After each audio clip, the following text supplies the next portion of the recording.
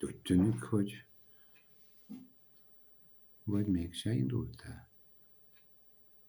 De megy. Na, szóval az az első kérdésem, hogy miért kezdtél el asztrológiát tanulni? Miért kezdtem el asztrológiát Igen. tanulni? Mert kíváncsi voltam arra, hogy hogyan vannak a dolgok. Tehát, hogy egy ilyen kívülállónak éreztem magam az életbe, és bosszantott az esetlegesség, tehát, hogy nem értem, hogy nem tudom, hogy mi történik, és hogy ki vagyok szolgáltatva annak, ami történik. És valószínűleg, tehát, hogy ilyen nagyon furcsa találkozás volt nekem, ugye, mert az asztrológiáról voltak információim, meg voltak híreim, láttam Kalló Jenőt a tévében, meg mit tudom én, a Mélyvíz című adásban, ahol abszolút komolytalannak találtam az asztrológiát, és nevettem rajta, és aztán a 95-ben elkezdtem emberekkel foglalkozni. Hány éves voltál 95-ben? 95-ben 29 éves voltam, ha jól, vagy bocsánat, igen, majdnem 31, ilyen 30, igen. Okay. És hogy kezdtél el emberekkel foglalkozni? Úgy kezdtem el emberekkel foglalkozni, hogy mindig ilyen vidám ember voltam, kifele indultam, kaszinóban dolgoztam, mint croupier, és akkor jött a rendszerváltás, jött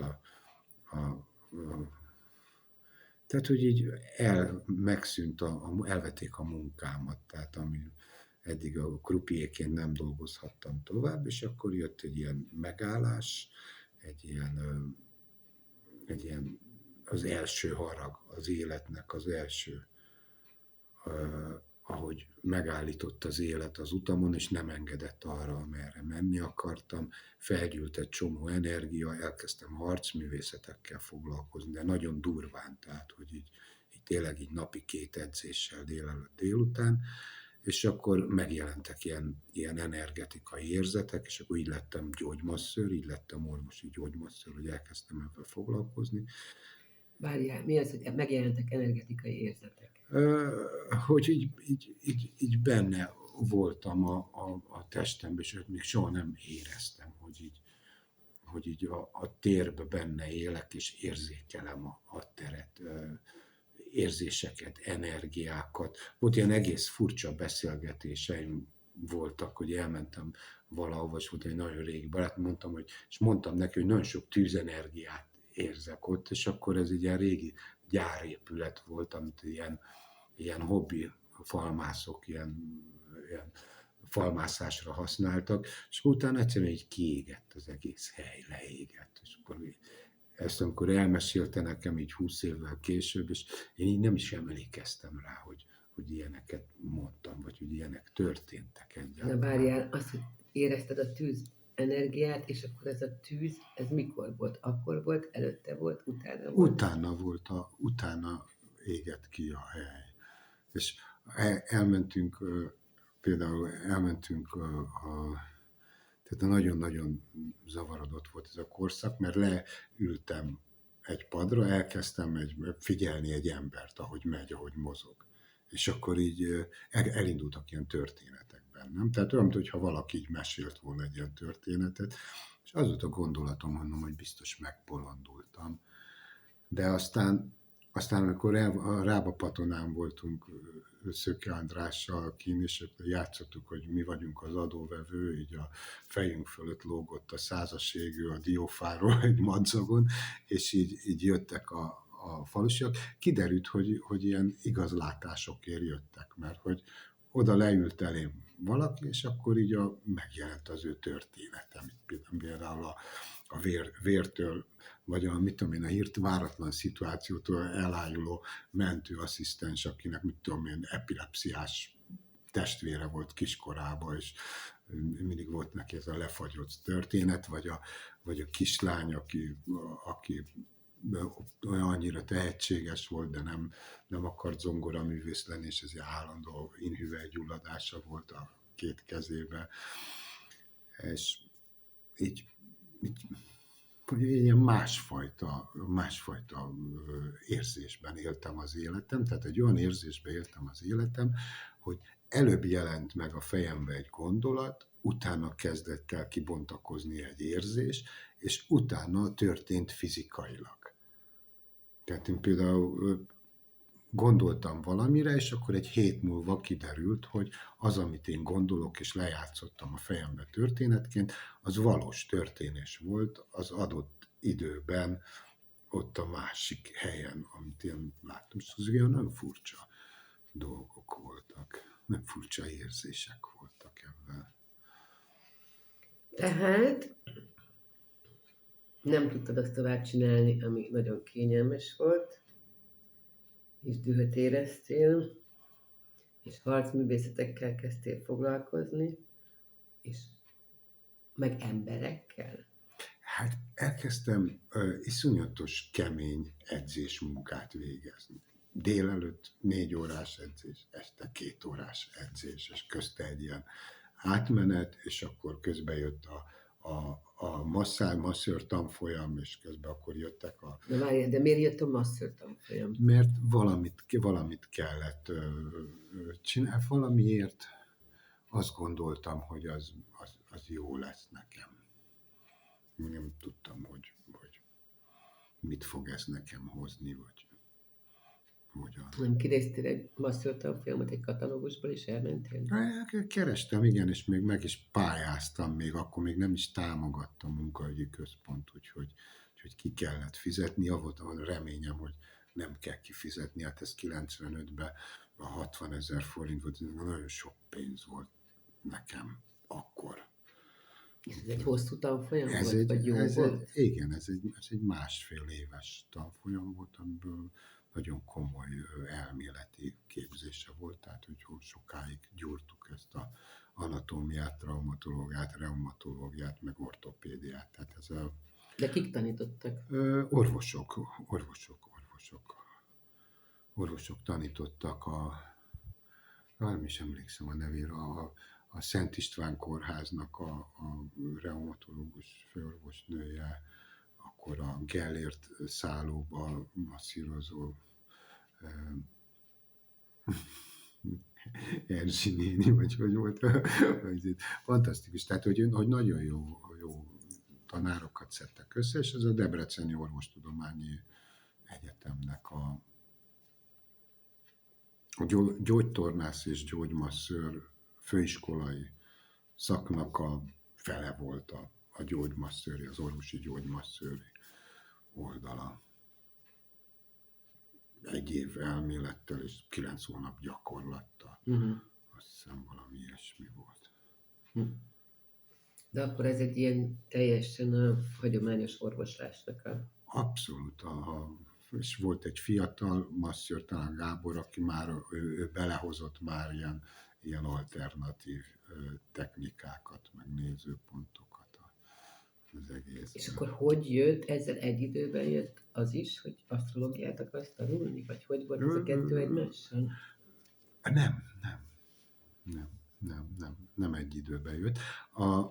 Elkezdődött a gyógymasszőrség, elkezdtem emberekkel foglalkozni 95-ben, és az asztrológia az 97-98-ban jött, tehát akkor már 2 éve foglalkoztam emberekkel, és akkor jött Takács Tibor be, mint kapcsolat, akivel egyébként ugye egy napon születtem, tehát ugye, hogy szeptember 5-ei vagyok, mint ő, 7 évvel idősebb nálam, és ő egyből olyan dolgokat mondott, neki is az egészségügyi asztrológia volt az erős lova, meg egy ilyen realisztikus asztrológus volt, tehát nem nagyon elszállt. És mindjárt olyan dolgokat tudott mondani, amit én már tapasztalatból vissza tudtam igazolni, hogy bizonyos érzelmek, bizonyos állapotok, bizonyos tudatállapotok testi tünetekkel hogyan kapcsolódnak össze. Jó, meg egy lépést menjünk vissza, hogy azt mondtad, hogy nagyon szkeptikus voltál, vagy hogy így nevettél ezen az asztrológián, akkor mi vitt rá arra, hogy tanuld azt, amit nem tartasz reálisnak? Amit az asztrológiáról tudtam előttem, nem tudom, hogy a televízióban megjelent Kaló Jenő, a Mélyvíz című műsorban, ahol hát, hogy mondjam, bohócot csináltak belőle a Tudományos Akadémiának az asztronómusai, így kinevették az, és nem tudott semmi megfoghatót, csak kiborult, mint a Billy. Úgyhogy tényleg egy de amikor én Takács Tiborral találkoztam, és őt hallottam beszélni, akkor az egy olyan reális kapcsolatnak tűnt, tehát hogy olyan szinten tudta az én tapasztalataimat alátámasztani a rendszerével, avval, amivel ő dolgozott, hogy az azonnal elfogadásra talált, mert azt mondtam, hogyha ez valóban így van, tehát ez felfogható, tehát az asztrológia nem egy hitkérdés az asztrológia, hanem a szellemi gondolkodás, a Merkurnak a magasabb oktávja, tehát egy szellemi gondolkodás, tehát egy intelligens matematikai rendszer van benne. Tehát nem... Azt nevezed, tehát az intelligens matematikai rendszert azt tudom értelmezni, a szellemi gondolkodást nem tudom értelmezni. Hogy akkor mire gondolsz, amikor a szellemi gondolkodásról beszélsz? Azt arra gondolok, hogy minden megjelenő jelenség a világban, formai jelenség, színi jelenség, hangjelenség rendelkezik egy szellemi tartalommal. És ez a szellemi tartalom, ez az az energia, ami őt létrehozza, ami felépíti, amiből áll belül. És ez a szellemi gondolkodás, amikor a jelenségeknek a valós tartalmát érted meg, tehát az energetikai tartalmát érted meg, és így nem tudsz hitek alapján félrecsúszni, hogy ez most ez vagy az, mert megtalálod az alkotó elemét, és ezért tudod, hogy maga a jelenség miről szól, és mit akar. Jó, de mondjuk ez most arra vonatkozik, hogy egy hűtőszekrény szürke vagy fehér? Ez egy kicsit így bele van erőszakolva, de bizonyos értelemben az is benne van, hogy a színek megjelenése is bizonyos energetikai tartalmat takar, tehát amikor mondjuk meglátod a hölgyet mondjuk piros ruhába, akkor tudod, hogy a piros ruhának is jelentősége van. Jelentése van. És jelentősége? Jelentése és jelentősége, tehát hogy mindenféleképpen amit mondjuk mint mi emberként magunkra veszünk, mint ruhát. Most ez egy nagyon kirívó, hogy a piros ruha, hogy értsük, hogy miről van szó, de egyébként, hogy tudjuk, hogy mit akarunk erősíteni a tudatunkban, hogyha földszínekbe öltözünk, tudjuk, hogyha nagy kabátot veszünk fel, pedig nincs hideg, tehát hogy mi történik bennünk, miért érezzük magunkat elzártan hidegben a pincébe, vagy akármicsoda, tehát hogy minden apró részletnek különös jelentősége van, és hogy nem lehet ezeket az apró részleteket, nem lehet fölöttük elsiklani, mert mind a tudatnak az aktuális tartalmára, tehát a jelen idejű tartalmára utalnak. Tehát, hogy azt mondod, hogy ez szerint a gondolkodás szerint mindennek van jelentése. Minden. És semmi sincs jelentés nélkül. Az nem jelenik meg. De aminek nincs jelentése, az nem jelenik meg. Tehát ami megjelenik, az jelentéssel. Igen, mert hogy az én tudatomba jelenik, az hozzám kapcsolódik. Tehát van olyan dolog, ami hozzám nem kapcsolódik, de akkor az én tudatomban nem jelenik meg, az nem realizálódik. Az, hogy egy elúszó felhő. És akkor azt mondod, hogy az vezethet oda egyfelől, hogy ne légy kiszolgáltatott, hogy elkezdtél valamit érzékelni a térben, ami Bizonyos, tehát hogy azt mutatta, hogy itt nem ott vannak Hogy nem üres a tér. nem üres a tér, a határaink nem ott vannak, ahol mi azt gondoljuk, tehát ez később ugye úgy, hogy a tér információ, a tér az, ami összeköt minket a világgal, és a tér, ami ott körülöttünk van, az hordozza az információt avval kapcsolatban, amivel kapcsolatba állunk. És akkor a harmadik pedig, hogy láttál egy asztrológust, vagy Kalló Jenőt, aki gondolom mondott mégiscsak valami izgalmasat. Kalló Jenő semmi izgalmasabb de nem mondott. akkor mégiscsak akkor mi volt mi vitt az asztrológiára? Takács Tibor. De hogy láttad meg, hogy találtad meg Takács Tibor? Ez egy ilyen, hogy mondjam, tehát a véletleneknek a közjáték, ami nem véletlen, tehát hogy akkoriban volt nekem egy nagyon intenzív személyiségformáló párkapcsolat, szerelem, ami ugye éppen véget ért egy 3 éves kapcsolat, és nagyon kerestem. És akkor, hogy mivel ő arra indult, én is arra indultam.